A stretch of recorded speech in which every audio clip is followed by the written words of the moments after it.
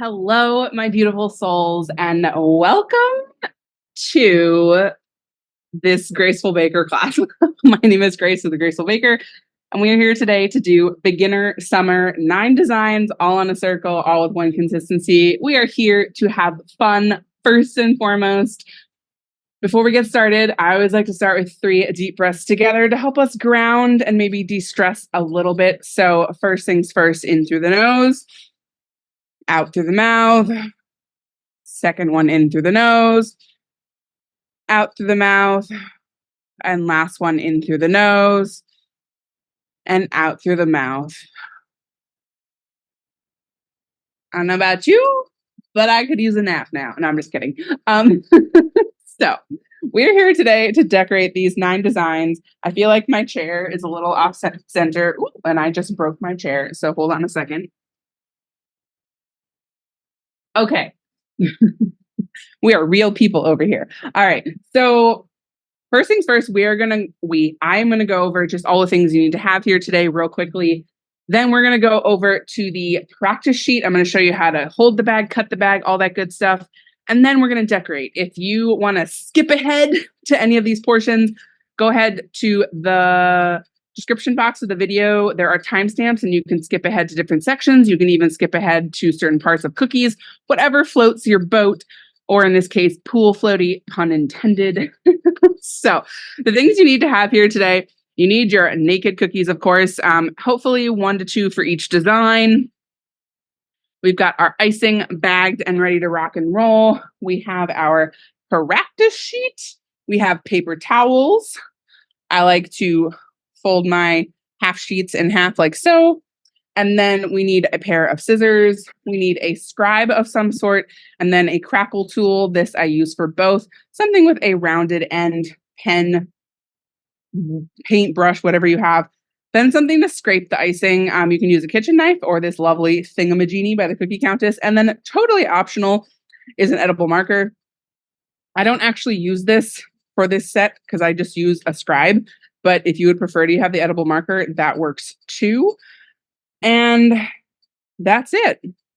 So, that's not it. I always forget the dehydrator to my left. So, it's good to have some sort of a drying implement when you're decorating. At the bare minimum, just a table fan, floor fan, whatever, directed at the cookies. The air circulation helps the icing to dry a little bit faster and gives it a little bit of a sheen.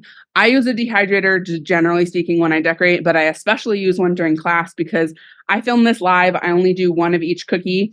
And so I want to be able to keep things moving. And in order for things to definitely keep moving with the pace of the class, I do need a dehydrator to speed things up. But you certainly do not need to have one. If you are using one, put it on the lowest temperature. Mine goes to 95 degrees. Generally speaking, I try not to leave it in for more than 10 to 15 minutes at a time, and then no more than like 60 minutes total. I do try to give you verbal markers of like, put it in, take it out, all that good stuff. But if you're decorating like a lot more than I am, then that's something to keep in mind. Speaking of the decorating portion, so I have a schedule here to my right, and we're going to be jumping around from cookie to cookie so that by the end of it, we will have finished all 9 cookies at the same time. But if you are decorating a lot of cookies, like a triple or quadruple batch of icing or of dough, I'd recommend doing like 3 designs at a time. If you do all 9, then you're going to have an entire like 8-hour day of decorating with all of these cookies out in various stages of decorating, and they're just going to get stale. So generally speaking, like doing all of them at the same time works with 1 to 2 batches of dough. So just a food for thought, cookie for thought. Okay, that's all I want to say about that. Yes, that is. So let's get on to the practice sheet and cutting the bag and all that fun stuff. So this is the beginner practice sheet from the workbook. For today, I would recommend using your green, just based off of how much icing I recommend that you prep. If you made way too much of another color, go ahead and use that. First things first, I want to show you how to hold the bag. Then I'm going to show you how to prep the bag before you cut the bag, and then we're going to use the practice sheet. So with a tipless bag, there is the seam on one side and there is the fold on the other. Find the seam, line the seam up with your knuckles, the top of the bag up with the top of your hand, like so. And then wrap your pointer and your thumb around the top of the bag. You should be able to hold the bag just like this, okay? You do not want to put your fingers in the middle of the bag because that's sending icing in two directions. Even if you put it just below the top of the bag, it's still sending icing up and down. We only want the icing going in one direction, my friends, okay? Then you can wrap the rest of your fingers around your bag like so. You can wrap a couple around the bottom, more like this, whatever feels most comfortable to you. Just keeping in mind that when you're piping lines, you're going to be at a 45-degree angle. When you're flooding, you're going to be at more like a 90-degree angle. So when I'm piping lines, I tend to hold it more like this. When I'm flooding, I tend to go full grasp here. Now, in terms of your arms, you want your piping arm brace on the edge of the table, somewhere between your elbow and your wrist. Mine is about 1/3 up my elbow. Just depends on how long your arms are, how far into the table you're decorating, all that good stuff. You want to make sure you can pivot your arm about 145 degrees, and then always keeping your wrist able to mobilize as well. You should be able to pipe an entire circle and a lot of different things without moving your arm. Do not hover your arm, okay? Brace it on the edge of the table. If you need a little bit extra bracing, if you have a shaky hand, you can take your pointer and your middle finger from your other hand, either place it on the bag or on the fatty palm of your decorating hand. Also brace that arm on the table if that feels comfortable, and use that for extra stability. This is not an indicator of your skill level. I know 2 expert professional cookiers who brace their piping hand. I think that's just how they learned. That's not how I learned. I do not like to do that. I have a pretty steady hand, so I decorate without that.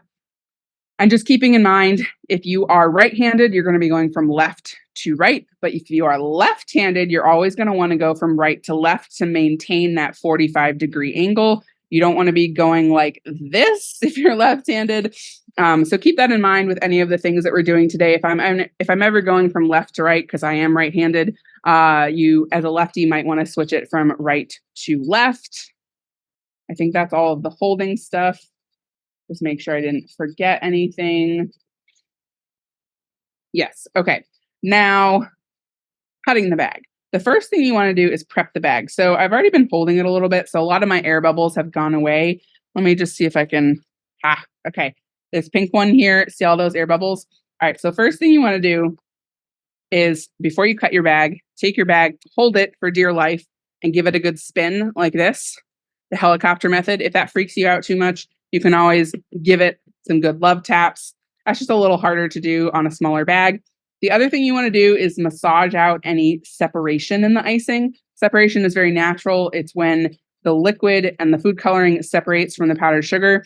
If your bag is laying down, it's probably going to be on the top of the bag. It's going to look kind of dark.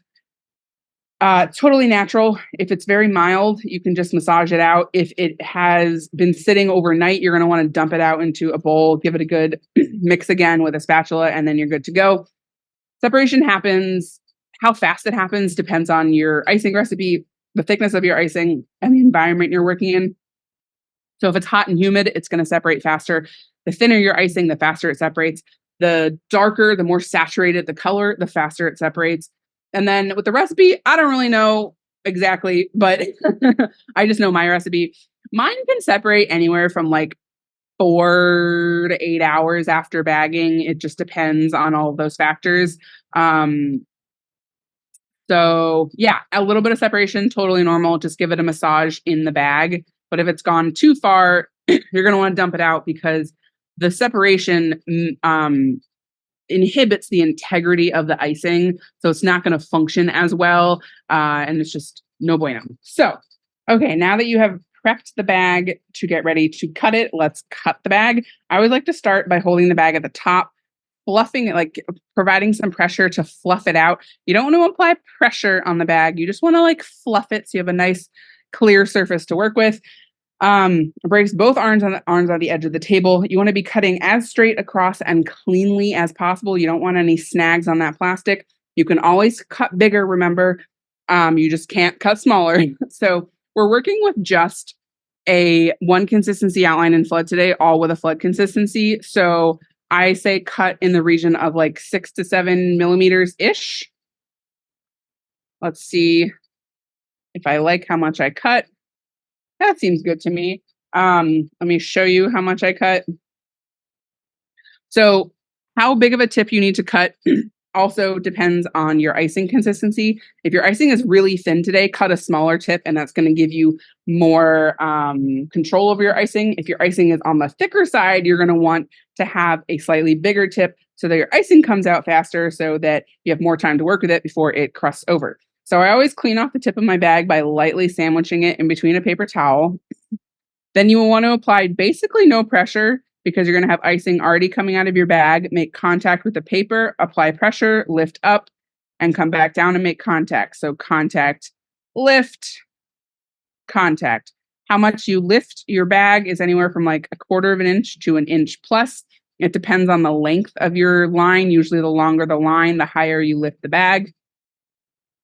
I just want you today to focus on piping a consistent line that doesn't break and is hopefully relatively straight. If you have breaks in your lines, that's going to happen usually for one of two reasons. One, you encounter an air bubble, which is not as likely to happen with a thinner consistency today.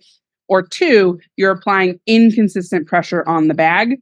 That's more likely to happen with more beginner cookiers. How much pressure you need, it's hard without being there with you to show you. Most beginners, though, don't apply enough pressure, so just keep that in mind. If you're getting beads at the beginning and or ends of your lines, that just means that you have too much icing on the end of your bag before you lift up, and then you're waiting too long to release the icing after you come back down. You want to go quite quickly, basically no pressure. Oops. And there I had a break in my line, which was definitely inconsistent pressure because sometimes it's hard to focus while I'm talking. So just keep that in mind. Again, if you're left-handed, you want to go from right to left. What else? So for beginners today, I wouldn't worry as much about the beads at the beginning and the end. I just want you to pipe consistent lines and hopefully clean lines. So let's do a little bit of practice with outlining and flooding the square and the circle. For the square, you're going to make contact on each corner, lift, contact, lift, contact, lift, contact, lift, contact. And then to flood, immediately go into flood, perpendicular, squeeze the heck out of that thing. You want the tip of your bag in the icing. You don't want it up here. You want it down here. Yes, the tip of the bag is going to get dirty. That's a-okay. Then grab your scribe and just give it a nice little jiggle. Stab the paper if you need to, if your icing is on the thick side. Clean that scribe off immediately, always. Let me show you what it looks like if you're on the struggle bus and your outline is a little wonky, your flood is kind of all over the place. No problema. Take your scribe. This is the beauty of the one consistency outline and flood, that you really can work a lot with it to fix mistakes. I love this. This is one of the reasons that I use one consistency in my beginner classes, because it is so much easier to decorate with.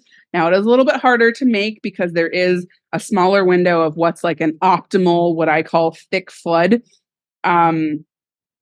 Two consistency outline and flood uses a piping consistency to outline, let that dry, then come in with a flood. When you're doing a one consistency, the whole point is you're using one consistency for everything and you're not letting the outline dry, and that gives you a beautiful seamless look. If you're really struggling today and everything is over flooding and it's just a disaster, you can outline first, let that dry, and then flood in. Just remember two things. You can't mess with your outline once it's dry. And number two, you're going to be able to see the outline, especially with a thicker consistency like this. So it's not going to look as great. But if that is what you have to do to not have major over flooding, then let that be it. That's okay. Now, if you discover today that your icing is way too thick or way too thin, you have two choices. One, you can just say, whatevs, roll with it. Or two, you can rebag your icing. Typically, I say 9 times out of 10, go with number one. I don't even always get my consistency right, and I've been doing this for over 10 years. You just learn to roll with it. I would just say make a note of, hey, my icing was way too thin or way too thick. If your icing, again, is on the thick side, cut a larger tip in your bag. If your icing is on the thin side, cut a smaller tip. If If you really need to adjust it, then you'll need to go to the kitchen, dump out your icing and fix it. If it's too thick, that's easy. Add a little bit of water. If it's too thin, add a spoonful of that reserved icing that you haven't done anything with, and add that in to thicken it up. That is, of course, going to change the color a little bit. I do not recommend adding powdered sugar if your icing is too thin, because that's going to mess with the ratio of the meringue powder to the powdered sugar. And that science is what allows it to dry correctly. So as an expert, sometimes I do add powdered sugar, but I kind of know the limit on what's okay. Right. But 9 times out of 10, again, I say just roll with it. We are doing a fair amount of wet on wet today. So if your icing is on the thick side, you're probably going to be pretty frustrated when we get to designs like this that dry flat. But this is a beginner class. We're here to have fun. We're here to learn something new. We are not here to be perfect. So next time, do better. It took me years to get comfortable with consistency. Okay. So I want to show you before we finish this what it looks like when your icing starts to dry too much. It's going to start to crust on the top, which means it's drying. And it's going to do things like this, where it will wrinkle or it will even crack the icing. Obviously, once it gets to this point, you can't keep messing with it. So we're going to finish up with the practice sheet. If you want to keep practicing on the other side, go ahead, use a different color though. Generally, I say though, just have a little bit of practice on your practice sheet and then let it go. The best practice is always going to be on a cookie. Practicing on a piece of paper is never going to be like it is on a cookie. So, when I put my icing down, just so you know, I do it like this. It is a flood consistency. It is going to come out of the bag. Things are going to get messy. That's just the name of the game.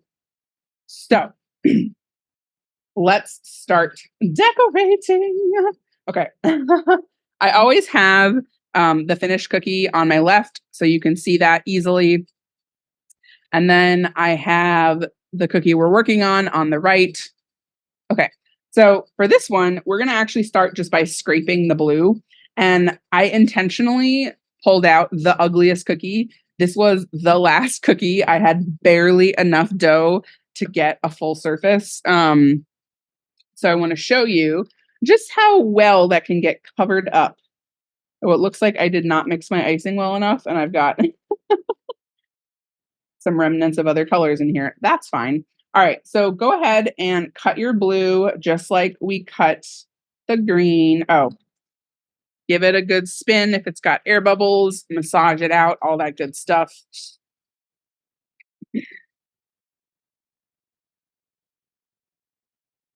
Generally speaking, I say don't cut over your cookies because you might get the little bits of plastic in your icing, which is no good.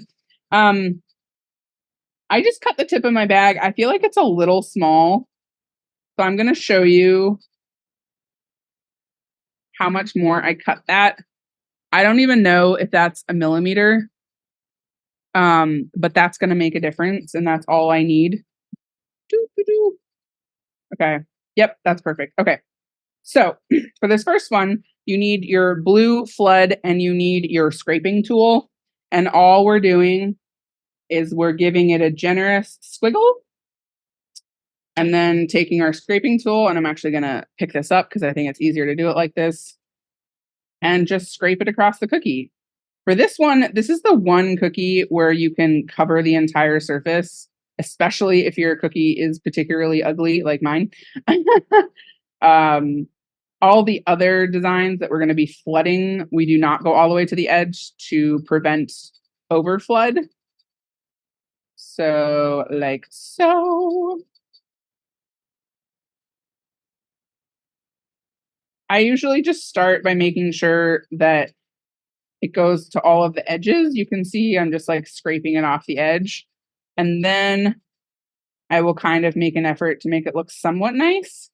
But like the point here, I think, is that I like the messiness of the background. And then clean off your tool always. And this one I am going to put in front of the dehydrator, or in it, I should say. You can put yours in front of a fan. Set that aside.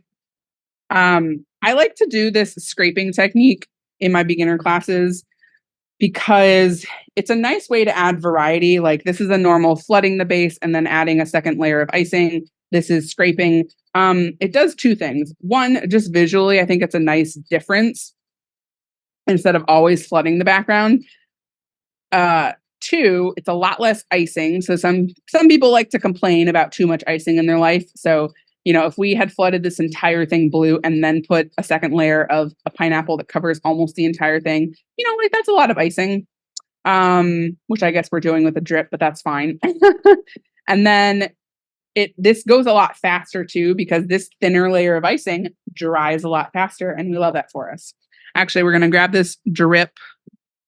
If you have any wonky shaped cookies, like I do, my circles are not perfectly circular. I would say this is definitely a good one to work with in the wonky department. This one isn't that wonky, but close enough. Okay, so go ahead and grab your white, give it a good prep, do all the stuff, give it a spin, massage it, whatever you need to do. Go ahead and cut it, give it a good fluff, give it a good cut. Gorgeous. Okay, for this one, we are going to outline and flood. So I'm just going to clean off my tip of my bag like that. My icing is coming out real fast. So I'm applying no pressure right now because my icing is just coming out on its own. Just to outline, don't go all the way to the edge. Give it roughly 1/8 of an inch-ish. And then immediately go in, turn your bag perpendicular, squeeze like you are opening a tough pickle jar. That's how much pressure you are applying. Squeeze, squeeze, squeeze. And then finish it off. Squeeze. Okay. Use your scribe, give it a stab. If you're using a true thick flood, it is going to need a little bit of help to settle with a scribe, jiggling it or whatnot. The key with not flooding all the way to the edge is that the icing is naturally going to want to spread out a little bit. So if you're not flooding all the way to the edge, you're going to give it room to spread out. What else can I say? I feel like there was another thing I wanted to say about flooding, outlining and flooding, Grace. No, I guess that's it. Okay. Oh, bags, popping bags. So, especially with the flood pressure, a lot of beginners freak out thinking they're going to pop their bags. Now, is it possible? Yes. If you're using cheaper bags, they're more likely to pop. If you bought the Borderlands Bakery bags, those are really high quality. I've had like 3 out of thousands pop probably. If they are going to pop, it's going to be on the seam, or if you start to see stretch marks in your bag, that means it's on its way to popping. So you might want to rebag it.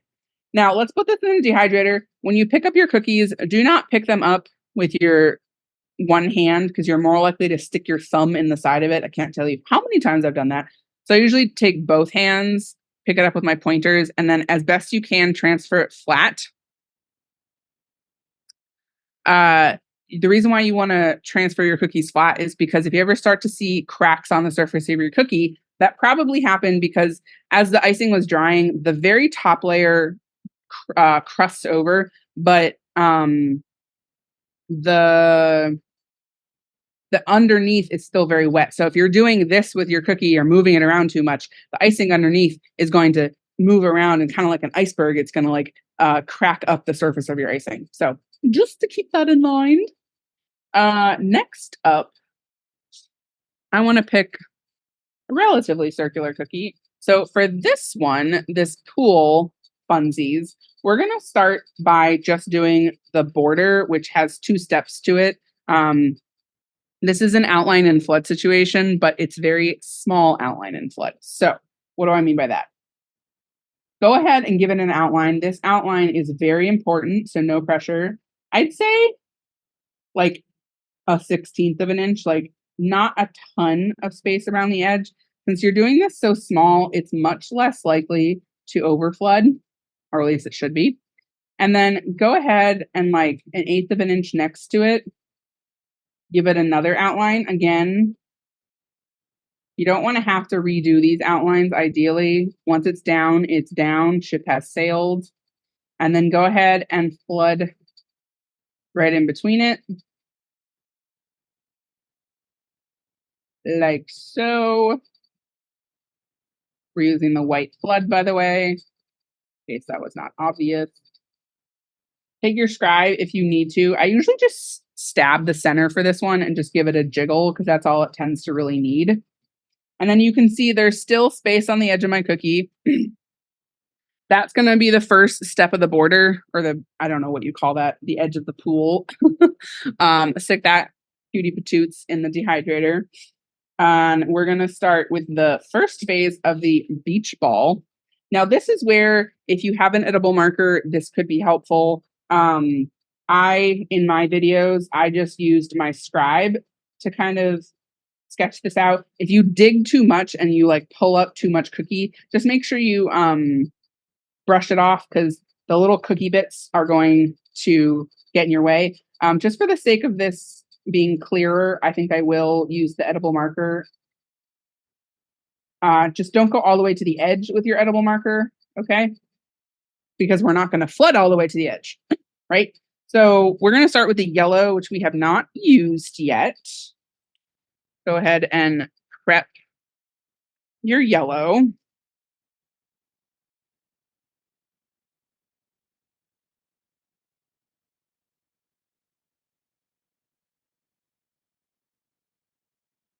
Okay. She's coming in hot because the tip of my bag is very tightly sealed. Okay. So we're going to start by outlining and flooding the yellow portion.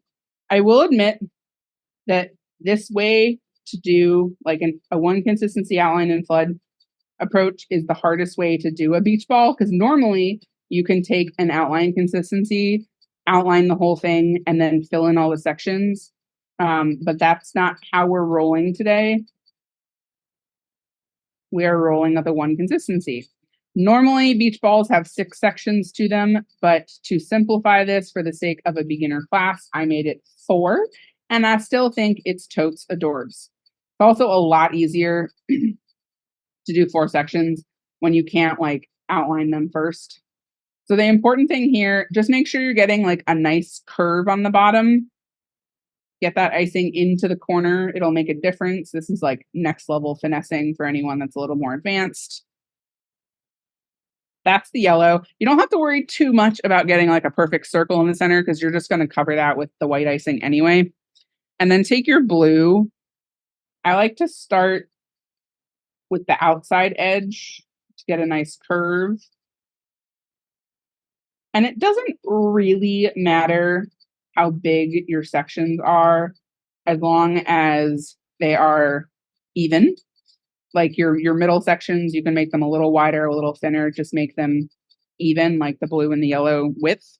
Not width, obviously that's not, I don't know what I'm trying to say. I guess the center section is even because you don't want to make the blue all the way. Okay, I don't know. We're going to do flooding in sections with this one, so we're going to let that crust over before we come back and do the pink and the green. So go ahead and put that cutie patoots in the dehydrator or in front of your fan. And then we're going to move on to the pineapple, the fine apple. How dorky am I? Appropriately dorky, I think. Okay, so for this one, and now this is going to be the first dry test to make sure your icing is dry enough to move on to the next phase. And it's possible it's not, depending on how much icing you used, environment you're in, all that good stuff. So mine is just dry enough. You want to be able to pat the icing and not have any icing come off on your finger. Okay. Be gentle with it. You don't need to like smash it. You're just like lightly touching it. If the icing is not coming off, you're ready to go. If it's still wet, pause the video, set a timer for 5, maybe even 10 minutes, and then come back. And As long as you're not using a dehydrator, you really don't need to worry about how much time everything dries in between. If you are using a dehydrator though, have that timer set so it's not in there for too long. Again, like 10 to 15 minutes at a time, no more than an hour total. So for this one, go ahead, grab your yellow. If you feel like you need to mark off the bottom for the pineapple, go ahead. I would use a scribe for that. Otherwise, just say a prayer and go for it. If you don't like the shape, like I feel like mine's a little too pointy at the top right now. That's the beauty of the one consistency, is you can fix it. Now for this one, we are going to go basically to the edge of the cookie. This is really going to test your overflood here, but I'll show you what to do if you do start to get overflood. So actually I'm going to intentionally try to overflood this a little bit. So we'll go ahead and outline and flood the yellow portion. Give it a good jiggy jig. Every time I do this, it looks like a lemon to me, and I'm like, oh man, maybe I should have added lemons to this set. But well, we have a lemon slice. What am I saying? Okay, so if you start to get overflood on the edge, all you have to do, take your scribe, whoops, and pull it off, like just guide it along the edge of the cookie and pull off your excess. This is super easy to do when you're using one consistency. Also, when you're flooding it just normal, if we're doing any of these things like this design where there's a wet on wet design, if you scrape off the edge of it, you're probably going to scrape off some of the design with it, and it's going to mess with it. So usually I say if you're starting to get overflood, unless you really know how to fix it or are dying to fix it, I would just let it overflood. If you're struggling with overflood, it's one of two or both things. Either your icing is way too thin and there's just no way that you could do a one consistency outline and flood with such a thin flood, and or you're just straight up applying too much icing. So people always ask me, I keep getting overflood. Why does it keep overflooding? Because you're probably applying too much icing and or your icing is too thin. That's why overflood happens. It also can happen if your cookies are way too domed. These have a slight dome to them, even though they are flat cookies. So you want to make sure you're using a proper cookie recipe like mine. All right, enough talking.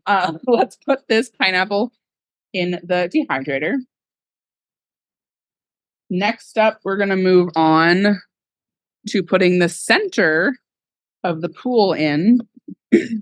So at this point with the pool, all we need is you want to be able to touch. I'm not applying pressure. I'm just touching the white icing. As long as it is dry, like if I'm not getting any icing on the edge of my finger, we're good.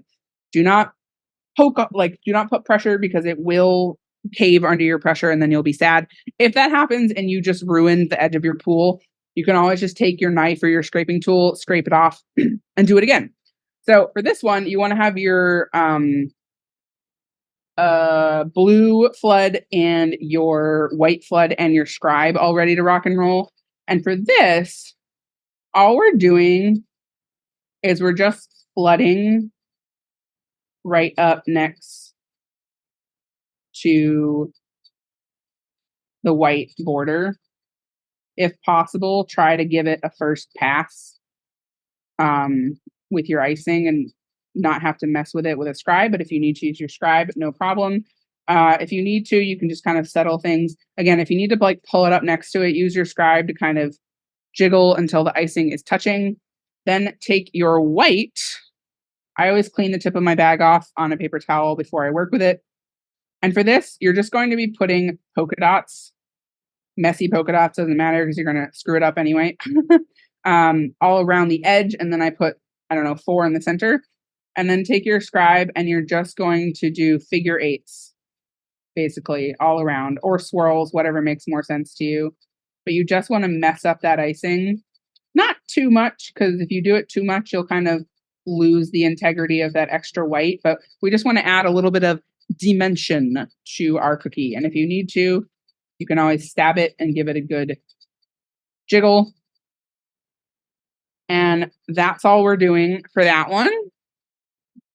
Pop that back in the dehydrator or in front of your fan.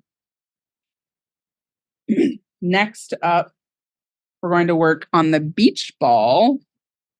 So take that out.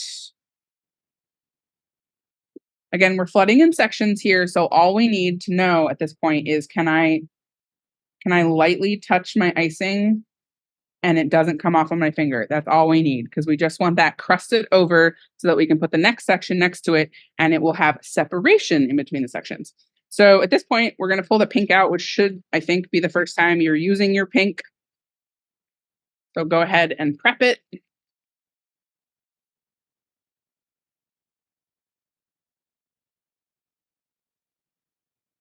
Okay. Fluff it out, cut the bag, all that good stuff. Hey, okay. So the next sections are, I will admit, I think a little harder to do because you're trying to make this as round as possible. So I like to start with the outer edge. And really here, you're just connecting the two sections wherever they may be. If you try to make it more circular, if that makes sense, and ignore connecting the sections, it's just going to look weirder. So if your beach ball ends up being wonky, is my point, it's just gonna be wonky. Just connect your two sections, outline, flood up next to the previous section. You can see me. I'll show you that a little bit slower with the green one. Give it a good jiggle. Make sure you're really like getting corners connected so it looks as seamless as possible. Et voila. Grab your green. If you need to turn your cookie around, you can. And actually, you know what? Maybe I'll try that. In my videos, I don't turn it because, I'm here for the satisfying videos and it's not as satisfying to watch that. But this gives you optimal angle when decorating, which I always talk about. Turn your cookies so you can have that 45-degree angle. And this is the flooding I'm talking about. So I'm not doing like an outline thickness. I'm just flooding right next to it, making contact, flooding in these sections. This is one of the harder ones to do, so give yourself some grace, pun intended. Take your scribe. Again, your next level finessing, just like make sure you get those corners of the two colors really attached, so to speak. And then you can go ahead and turn that around. As long as your icing is not like falling into the middle from the yellow and the green and the pink. We're also going to take our white and just pop a dot in the middle. You don't want that dot to be so big that it's going to fall over, like it's going to touch the other colors. So that's going to help prevent craters in the little white dot that we add in the center. So put that back in the dehydrator. Then we're going to pull out our pineapple. Oh man. Okay. So for this, we're going to do the first layer of lines and then we're going to flood the green. With my beginner classes, I do one consistency and I've learned some tips, some tricks to get more dimension and a little bit more detail with one consistency. And one of that tips is when doing line work like this. So when you're using a piping consistency, you can just pipe these lines, these crisscross lines all at one time, and they'll look nice and separate like this. But if you were to do that with a flood consistency immediately, they would melt together and you wouldn't get this nice, like kind of 2-layer line effect. So the workaround for that is to pipe one set of lines first, let those crust, and then pipe the second set of lines. So that's what we're going to do today. You want to just make sure again that your icing is dry to the touch.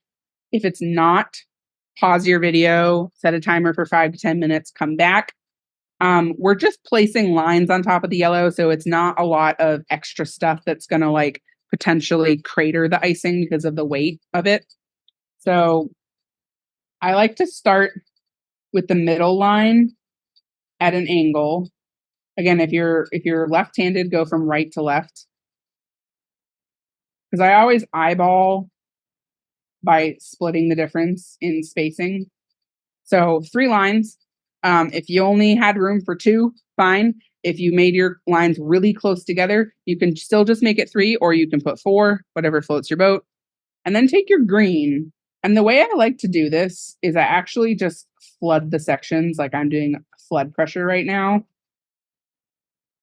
And then I make like a V, keeping in mind that these are going to spread out a little bit because this is a flood consistency. And for this, you can just kind of have fun with this. If you want it to be a little bit bigger, go ahead, add a little bit more icing. Again, keeping in mind that this is going to spread out a good amount as it dries. You don't want to make it too small because we have to add the crackle to it. And if the sections are too small, it's going to be frustrating when you get to the crackle part. So speaking of the crackle, pop that in front of the dehydrator. How long you need to wait before the crackle is ready all depends on your consistency of your icing and the environment you're working in. I generally say anywhere from 10 to 20 minutes. So I just set a timer for 10 minutes. The thinner your icing, the longer it's going to need before it crusts over. The thicker the icing, the faster it will crust over. If it's really hot and humid, it will take more time to crust. If it is dry, it's going to crust faster. If you're in a high altitude, it's going to crust faster. These are all things to think about.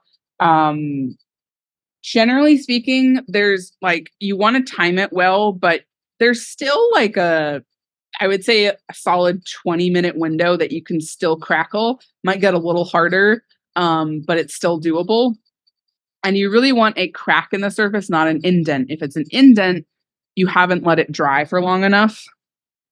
So speaking of crackadackle, I think now is a good time to take out your drip if you have your drip cookie in the dehydrator and just set that aside so it doesn't stay in there too long.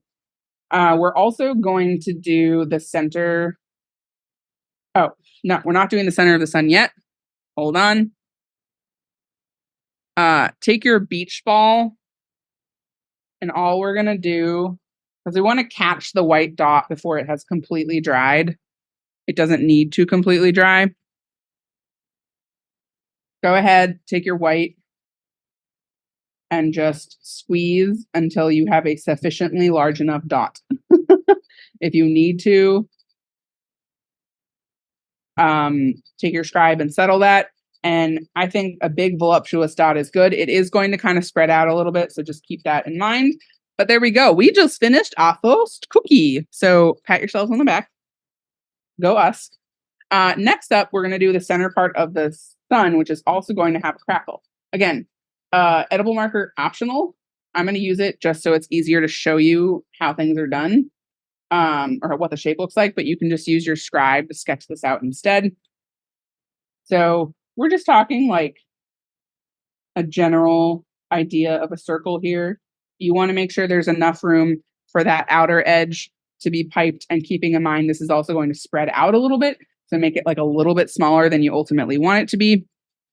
For this, we need the white, or the yellow and the white, and our scribe, because we're going to add just a little something extra to the center. So go ahead and outline. Do your best to give an even amount out. Well, okay.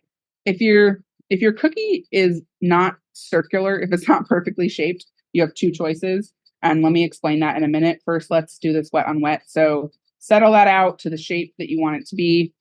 Grab your white. Same deal like with the pool.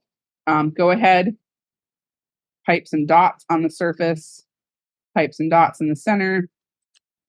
Grab your scribe, and then just swirly doodad them around. Don't do it too much, again, because you want to be able to see that extra white. And you can see it just adds like a little extra something to the design.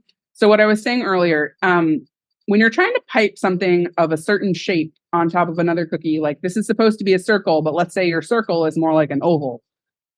what do? You have two choices. You can either just match the shape of the cookie and just make the shape of your thing look kind of wonky, or you can make type the shape of your thing perfectly, regardless of the shape of your cookie. Either approach works. What do I tend to do? I guess it depends on uh the severity of the wonkiness of the cookie. If it's slightly off, I'll just match the cookie because I think that looks better. If the cookie is wildly off, I don't want an oval sun. I would still like a circular sun, so I will just type the sun perfectly. All right, enough talking there. We're going to put this in the dehydrator. That will crackle. We will crackle that following the pineapple. All right, moving on. Sunflowers. Okay. We are going to pipe the flowers. These give me Hawaiian print flower vibes. So I think they're adorable. All right, we're going to need every color of flood. We're going to need our scribe, and we're going to need a paper towel ready to rock and roll. We're doing wet on wet here. Let me just explain this real quick. So we're going to outline and flood in pink. Then we're going to flood 3 white circles, relatively big, because you want them to be big enough so that when you pull in, you still see some pink in the middle. Then we're going to add really quickly inside that white, we're going to add a blue, yellow, and green. And you can see here I have them just like placed in kind of a triangle shape. And then we're going to use our scribe to pull all the sections. You have to clean off your scribe after every pull. That's why you need a paper towel handy. I like to do 5 pulls because that gives me like flower vibes. I don't know. And then last step is adding some polka dots.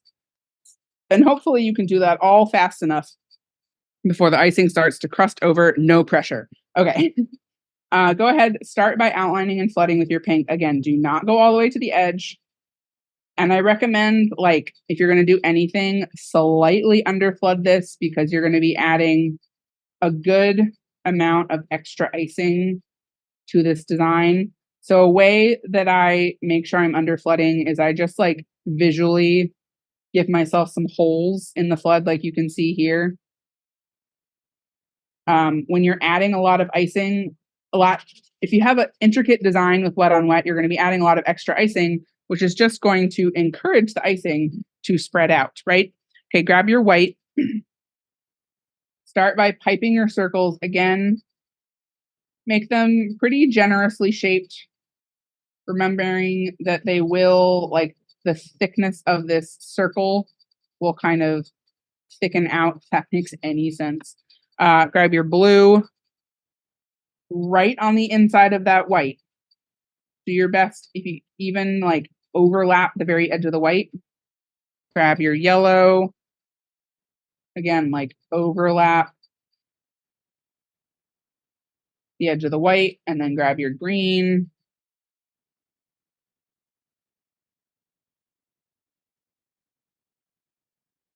Voila. Okay. And now your scribe. So start by pulling from the outside in, clean off your scribe, and then only go to the center of the cookie. Do not pass go. Do not go past the center of the cookie.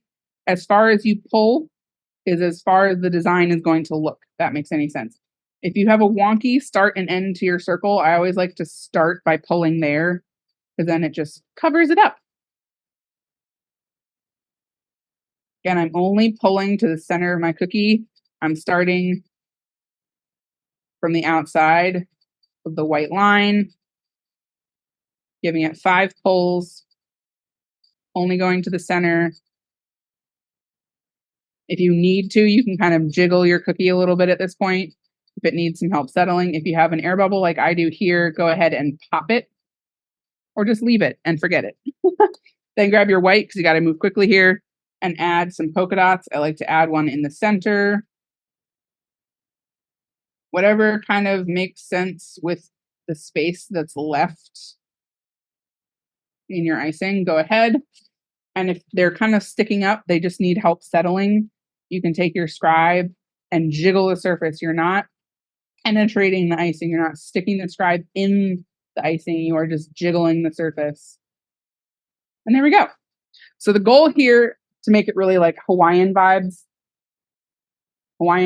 vibes, or at least cookie Hawaiian flower vibes, is to make sure that there is white or pink in the center. You don't want to fully fill it in. And there we go. I think that that is even better than my sample. I'm very proud of myself. So pat yourself on the back for finishing another cookie. We are very proud of ourselves. And then let's check out our pool. What else do we have in here? Just want to see what's in L dehydrator, see where our timer is. We've got 30 seconds left on our timer for that crackle. Okay. All right. What do we want to do first? I think I'm going to let that timer play out, because the next thing we're going to do is the pool, but I want to give the pool a little bit more time to dry. So if you have that in the dehydrator, I would take the pool out because it doesn't still need to be in there. And then let's take our pineapple out of the dehydrator. Oh man. Okay. First things first, we're going to add our yellow lines. So for this, the important thing is just to make sure they're perpendicular. However you piped them to begin with, just make the next set of lines perpendicular. Again, I like to start with the center. And I think it looks really cool if you can have, like, you see these outer, like the little, like, I don't want the ends of the lines to meet. In other words, I like it when they're kind of poking out. I think that looks really cool. So let's see if we are ready to crack. Oh man. Oh, okay.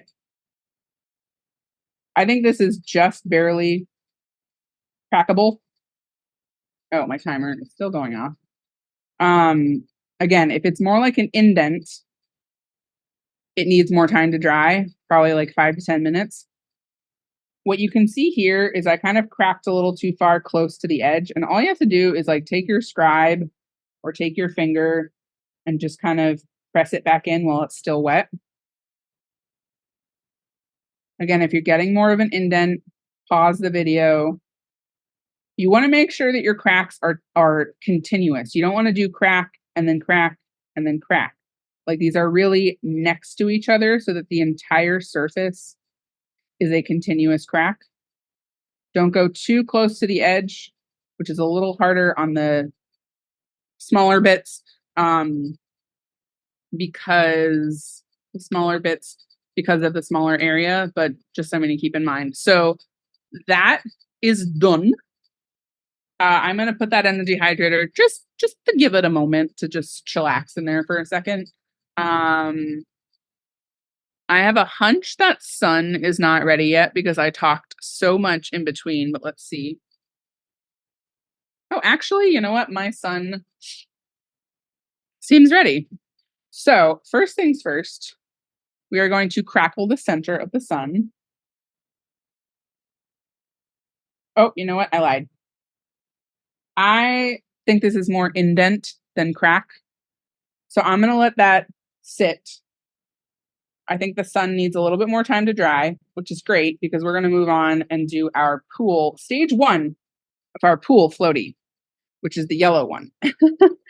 Pausing this video real quick to emphasize the importance of making sure that the water portion of the pool is dry enough. You want to be able to run your finger over it with some degree of smoothness. It can still be a little tacky, but if there is a lot of resistance and it's very tacky, trying to run your finger across it with no pressure, by the way, then you want to pause this video and let it dry for probably another 10 minutes or so.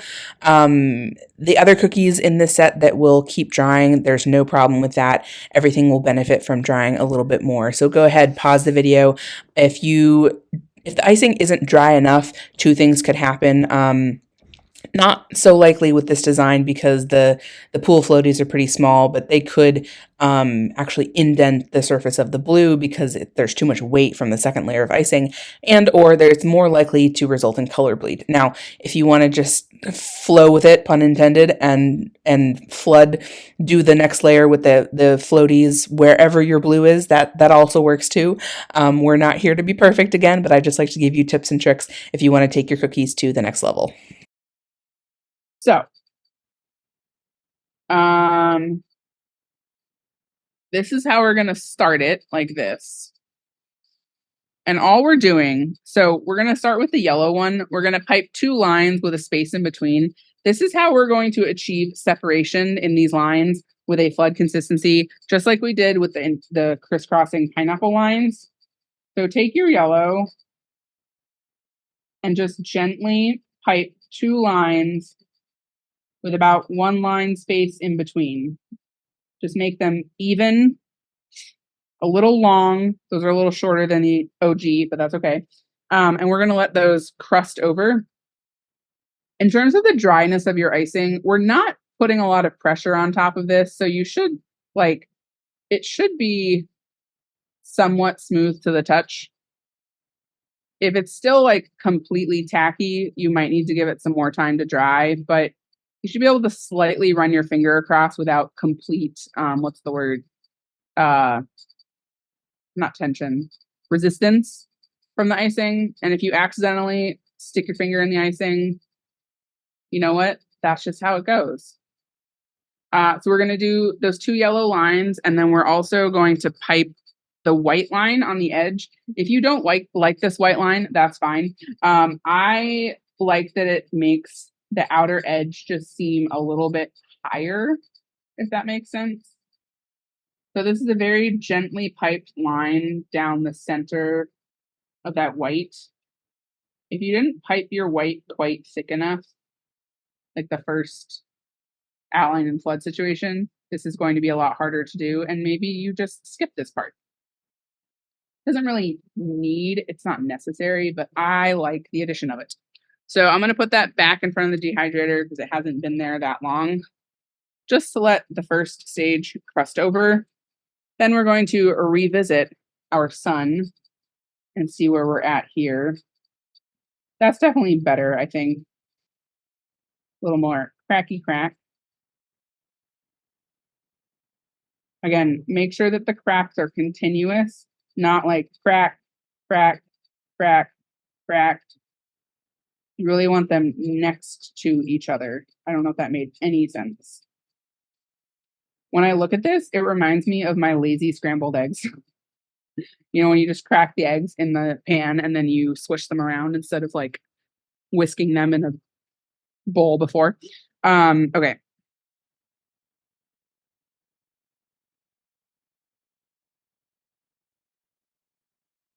So let's go ahead and we're going to do the outline of this sun, or not the outline, the outer edge. I like to do this in sections of 3. So you're just piping triangles and then filling them in. And if your icing is thin enough, they should just kind of settle on their own. Go ahead and turn the cookie, do 3 more triangles.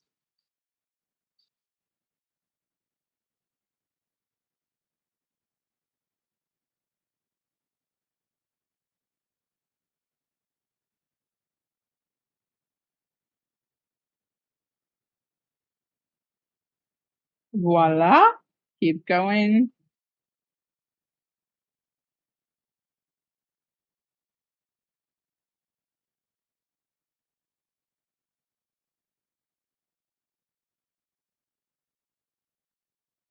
Finish it out. Looks like I can just do 2 for the last section. If you need to, go ahead, take your scribe, settle any of them out that need help. But otherwise, you just finished another cookie. Okay. Oh no, I don't like that that kind of melted a little bit too much. Does that make sense? Like the little corner got to flood it in. Yay. All right. I'm going to put that in front of the dehydrator just to let it sit for a little bit. The flowers that are in here, I'm going to take those out carefully, set them aside. What else can we do here? Oh, the pineapple doesn't really need to be in there anymore. Neither does the beach ball. Just kind of getting everything out in order. Okay.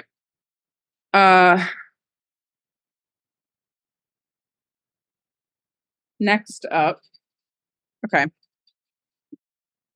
Let's move on to quickly step 2 of your floaty.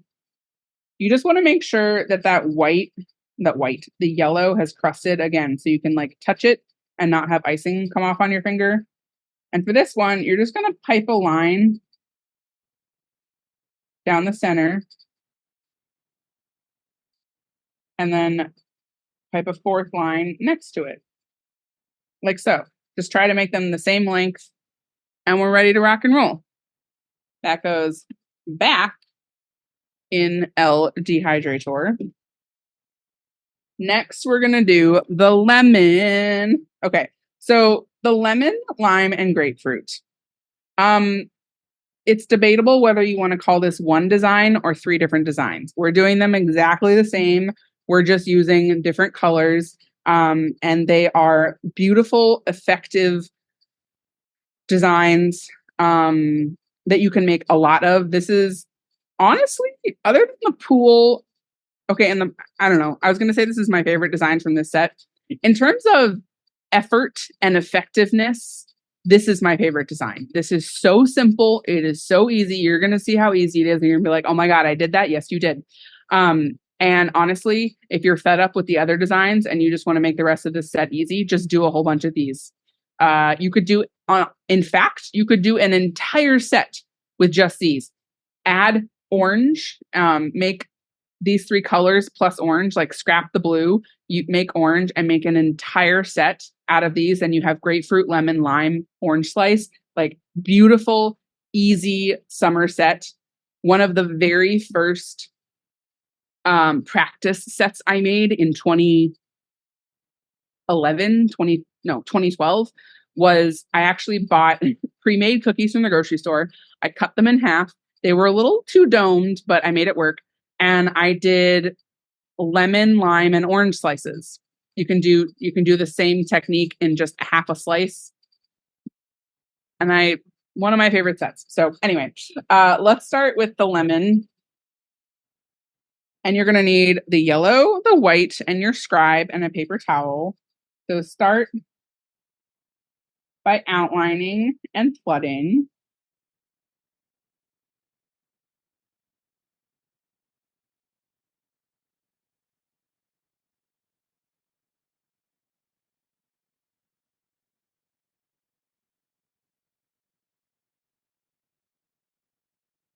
Okay, work pretty quickly. Grab your scribe if you need to like fix any of the yellow. This is the time.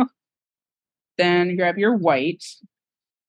Now start by doing one outline, like so, about a 1/4 of an inch away from the edge of the cookie. Now you could do the design just with one outline, but I think it's better with 2. It is a little bit more of a dramatic design with 2. I like to lay 2 lines down as opposed to like squeezing a thickness that big because you're just going to add too much icing. But I'll talk about that in a second. Hold on. So also pipe a generous dot in the center. Take your scribe from the outside in, pull just into the center like you did with those flowers. And you're going to go from the opposite side, pulling into the center. Clean off your scribe after every pull. And I like to do 6 sections for this. So I'm always just splitting the difference here. Pulling from the outside in. Voila. Now you could just leave this here. A lot of people leave this design here, but I like to add seeds to it. Again, you could not put the seeds in, I put the seeds in every other, just 3 sections, putting them kind of close towards the rind area. Take your scribe, pull through the center and out until you get a little seed shape. You can clean your scribe off if you want to be extra clean, or you can just go ahead like I just did there and kind of not clean your scribe off, and it might look a little messy. The reason why you want to clean your scribe off after every pull is because there will be white and yellow icing left on my scribe after I pull through. And you can't, I'll show you in another, in the pink or the green, it'll be more clear. But if I'm pulling through white icing with yellow on it, I'm going to get some of the yellow into the white and it's not going to look as clean. So let me just talk for a second about the difference between like laying the 2 lines and flooding them. I'm going to demonstrate with the green because it's easier to see. So, all right, this is what I did to lay down. Like I'm laying 2 lines on top. It is a little hard to get them right next to each other. The other option is to squeeze that thickness. That was actually like a little thick. I prefer the first method because it gets you the smoothest line. You can see that the edges of the squeezing is a little jagged. Actually, this is fun. I'm going to do this. Whoa. I guess it doesn't really matter once you pull through it. The jagged edges. You do have a cleaner line if you lay the lines down. Also, when you're squeezing the line as opposed to like laying it down, if you're doing like a flood squeeze, you're adding more icing to the cookie, and it just increases the odds that it could potentially overflood because you're adding too much icing to it. Now you can see here, if you can see that there's a little bit of yellow poking through there. I could have fixed that if I saw that, but I was not focused because you can always lay a little bit more icing on top. It's too late for that one though, which is fine. So all that to say, you have a couple of options here. You can just do 1 line, do the pulls through. You can do more than 6 pulls. Sometimes people do 8. You can do the seeds. You can leave the seeds out. Most people do the little dot in the center. Some people leave the dot out. So you can kind of play with this if you don't love my iteration the most, or you just want to play around and see what you end up liking better. Totally fine. I will not be offended by any means. This one doesn't really need to go in the dehydrator. You can just kind of put this aside, let it sit for funsies. But we just finished another cookie. Very proud of us. Let's grab the pool back so we can add the finishing touch to our pool. Can also take the sun out. Doesn't really need to be in the dehydrator any longer. Last stage, we're going to finish off the yellow floaty. I need a new paper towel. We're going to finish off the yellow floaty and then do the pink one. So to finish off the yellow, we're just going to add a rectangle to the top, making sure you're covering up the top edge. I like to make the rectangle like a hair wider. I don't know. I think that looks good. And then that's the headrest for your pool floaty. And then for the pink floaty situation, you're gonna need the pink and the white. For this one, you're gonna want to pipe. I am actually doing like a flood squeeze here to make it a little bit wider. You want to make this generously wide. This is going to fill in, I promise you, especially after you add the white. For the white, we're just adding 4 lines as gently as possible. This is, again, going to like settle out. If you need to use your scribe to settle the white, go ahead. The white dots are totally optional. This just gives the, what is it called? The lifeguard vibe. Not necessary. You can just make it pink if you're like, if by adding the white lines, it's just filling in way too much, no problem. So that cutie patoot is done. I am going to put that in the dehydrator. And then let's do the lime Next. Okay. Let's do the lime next. So we need the green and we need the white. This will be a little bit easier to see everything.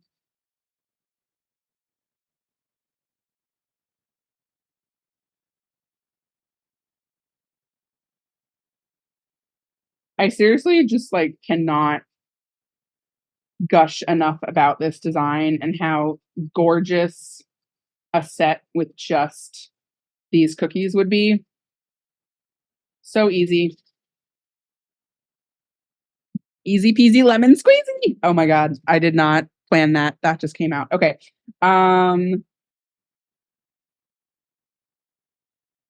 Again, choose whichever method you prefer. Leave it one line. Let me show you. I'm going to intentionally show you how to fix if you didn't quite. Now you can either use your scribe to fill that in, or that's kind of a big area. So I'm just going to add a little bit more white to the top, or you can actually use your scribe, kind of help that all fill in. Whoops, did not quite succeed there. Okay, move quickly, Grace, move quickly. All right, take your scribe. If you have a really messy beginning and end of your circle, pull through with your scribe. Oh no, I forgot the dot. Oh my God. Focus, Grace. Okay, it's okay. It's okay. We're good. If that happens, you can just ignore the first pull, or you can actually pull through again very gently just so you get the effect on the dot from that pull. Too much talking, not enough focusing. But I have to talk because I have to tell you what we're doing. Okay. And then again, you can leave it like that, or like I like to do, go ahead and add your seeds. I wouldn't recommend adding 6 seeds. I think that would kind of just look a little too crowded. And now I'm not cleaning off my scribe and show you. See that a little bit of green comes through. I also think that's like a look. That's an effect that looks cool. If you need to settle any pokes, that's like next level. Go ahead and jiggle your surface. And last but certainly not least, let's do our grapefruit. Again, you'll need your pink and your white. It's not the last cookie, by the way. This is the last one of this design. We still have the drip left to do.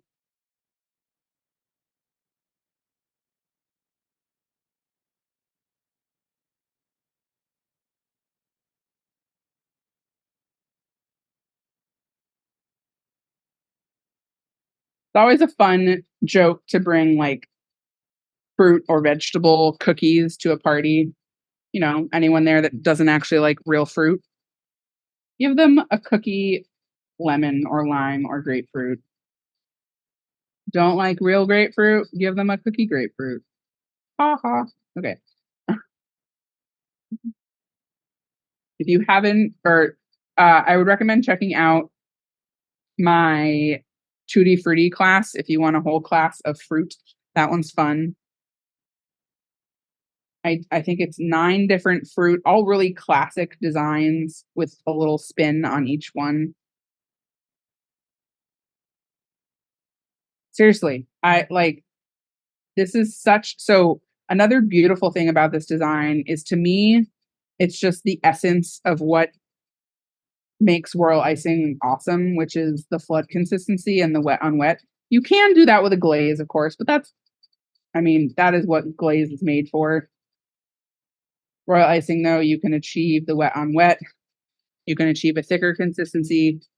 It's just so dang cool. All right, we just finished another cookie. And now we're going to do our very last one. I believe 1, 2, 3, 4, 5, 6, 7, 8. Oh, duh. The pool is still in the dehydrator. Just take that out. All right.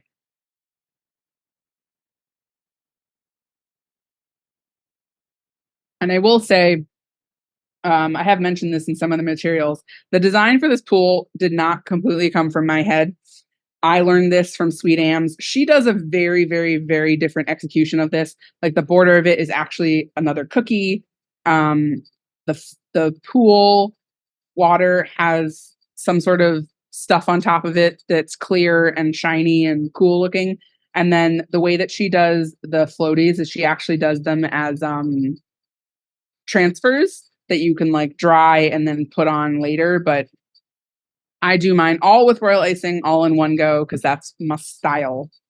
So last but not least, let's do the drip on this cookie. We're going to need the blue, the white, the pink, and the yellow. And that's it. So this one is a little challenging because you want to go towards the edge, but you don't want to flood over the edge. I do like to outline. I think the success of these drips is to not make them even thicknesses. If you can see that, kind of make them like bubble out at the bottom if you can, and then go ahead and flood in.